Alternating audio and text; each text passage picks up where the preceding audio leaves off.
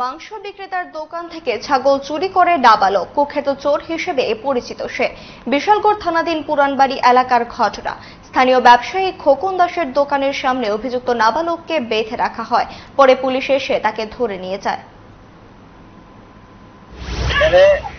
দোকানও আরো ৩-৪ বার চুরি হয়েছে, পাড়া চুরি হয়েছে, মুরগ চুরি হয়েছে, এরপর একটা টার্কি মুরগ আসছিল কিছুদিন আগে, এটাও চুরি হয়েছে।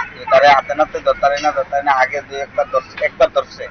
তো ধরার পরে আজকা ৪টার সময় ওই টাইমে দোকান খোলানোর লিগে কোনো মাল পাঠাইবো আইছে ওই গোপাল শাহ।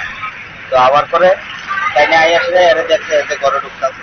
মালিককে ফোন করতে পারে, মালিক আইছিল এরা হাতে নাতে ধরছে এই ঘরের ভিতরে। এরপর ঘরের ভিতরে তারা তালা খুলে ঢুকছে, ল্যাবের তলে ঢুকে আছে। ল্যাবের তলে ঢুকে একবারে লম্ব হয়ে শুয়ে রয়েছে, তারা খুঁজা পায় না। তারা গর্তে বাড়ি চলেছে, তো অনেকে ল্যাবের তলেতে বাইরে দৌড়তে চলেছে, ৫-৬ ধরছে দই আসলে। এরপরে আরো অনেক লোক আসলো, সবাই দই আসলে ওখানে বাইন্দা।